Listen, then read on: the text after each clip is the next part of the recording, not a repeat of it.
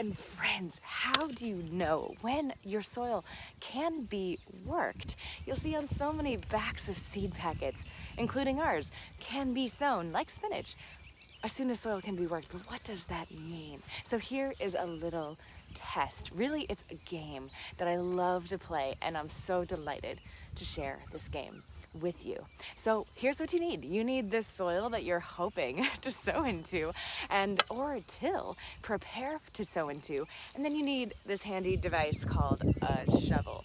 And then dig a hole. And you want this hole to be 6 inches deep, because right at the top of the soil is going to be more well drained, but 6 inches down is really where it matters most.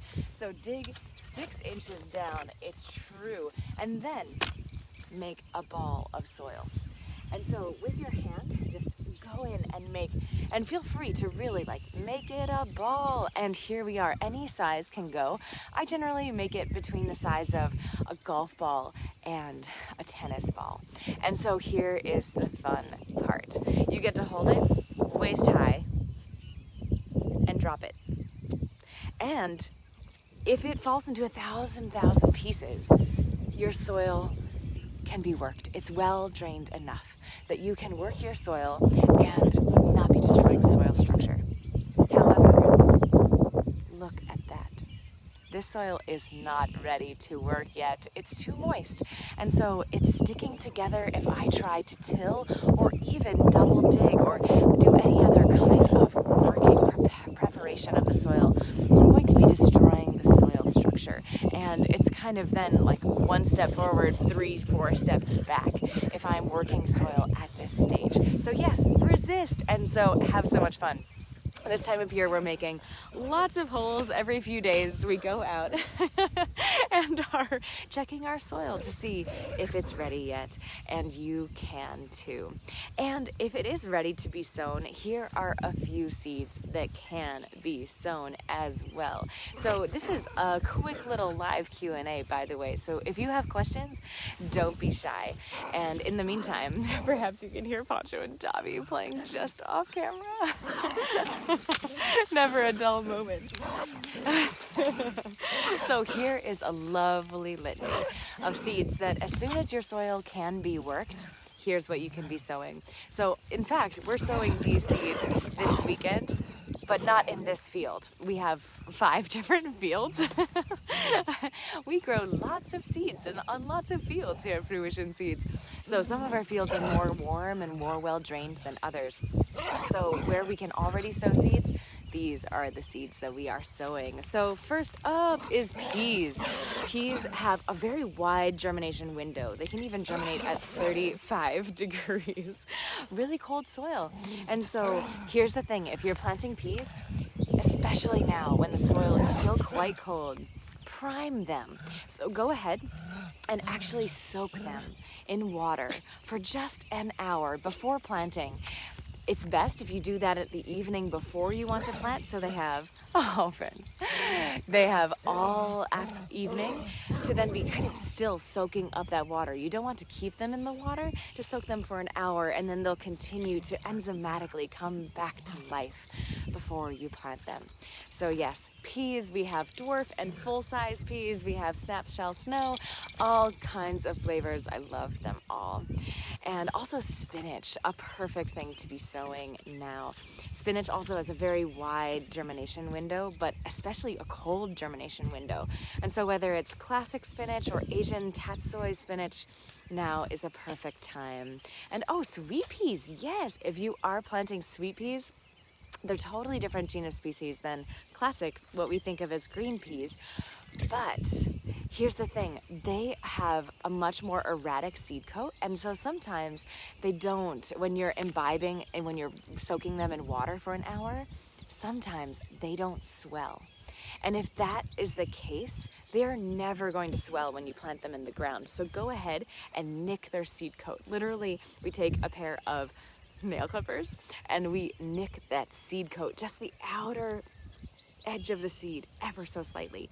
If you are at all touching the endosperm, that inner life and structure of the seed, you can very easily kill it. So just that nicking of the outer seed coat is enough for water to then pass through that outer coat and start to be imbibed and swell. So that is how to get 100% germination on sweet peas.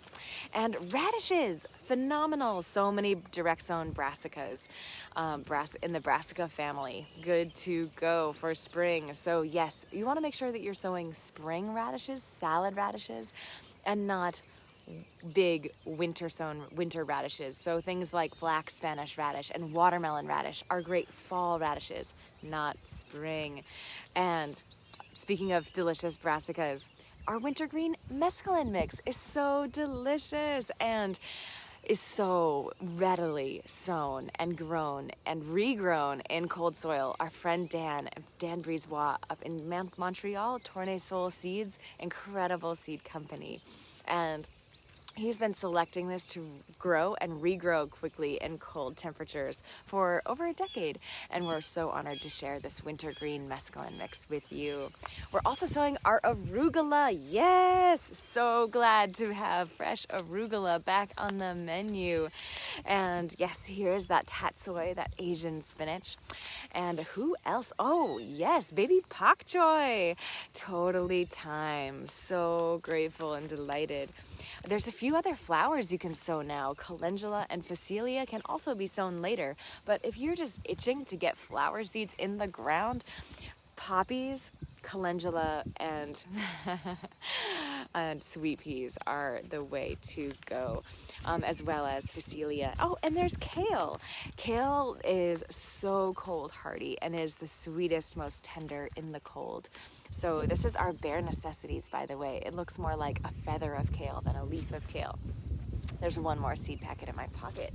Cilantro, who knew, is very cold hardy. It actually overwinters for us here at Fruition in Zone 5. And so, yes, cilantro, it's the sweetest, most tender, most bolt resistant in spring and fall. So we plant it, honestly, we plant a row of peas, one radish every 6 inches in that row, and then 6 inches away from that row parallel, we sow just a 2-inch band of cut and come again greens, whether it's cilantro, whether it's our wintergreen mesclun mix, arugula. Yes, now you know. So many seeds to be sown, friends. Happy spring. Let me count the ways. And so glad you are here joining me this morning. Let me dive in, and if you have any questions, go ahead and shout them out. This is a quick little live Q&A today, and I look so forward to sharing this and so much more with you. And hi from South Africa. Hello, sending love back to South Africa. And time for a quick shameless plug. You can actually come visit our farm now if you are close enough. Sending huge love to South Africa and hoping you can visit one day too. We'd love to visit you as well. And you can actually come visit us on the weekends between 10 and 2. Our garden store is open now on the weekends all the way through the end of May. And you'll find seeds. I'm going to do a little live soon where I just give you a little tour of our setup. It's super sweet. We have this mill, we call it the mill, and it's one of our outbuildings that is so darling, if a little dusty, but it's beautiful. And we have it all set up with seeds, with fertilizer, with grow lights, with compost, with potting mix, with all kinds of delicious things. So it's pretty beautiful. And the daffodils, it's right alongside our pond, and the daffodils are rising, and the red maple is in full flower. We'll have potatoes next week, and I'm so excited to share all of these things with you. And P.S. by the way, if you can come today, we actually save dahlias for just to share with our local loves. So if you're local and are wanting more dahlias in your life, and perhaps you mixed the first 6 hours when our dahlias were available on our website before they sold out, jump on in the car and come visit us in Naples. Wear a mask and know that from a social distance we will dance with you. And I can't wait to just connect and chat and look forward to all of your questions, as well as sharing all of our beloved friends and families that we have in packets to share with you as well. So I look so forward to share this and so much more for you. And hi Petra, just ordered my seed potatoes this morning. So excited. Yes. So excited to share them with you, my friends. They are so delicious. We've been enjoying the last of them that we will be eating this year, and can't wait to harvest more this July, hopefully with you all. And so as we wrap up, just a quick little reminder that if you haven't already jumped into our free Seed Starting Academy, do it. It has tons and tons, dozens and dozens, hours, honestly, of step-by-step video tutorials on all kinds of things, whether it's when soil can be worked, what sowed seeds you can sow when, whether it's direct sown, indoor, succession sowing, companion planting, all kinds of delicious things you'll find. It's totally free. A year ago, at the beginning of the pandemic, we made all of our online courses totally free so that we could all be surrounded by this abundance. And I look so forward to sharing it all with you.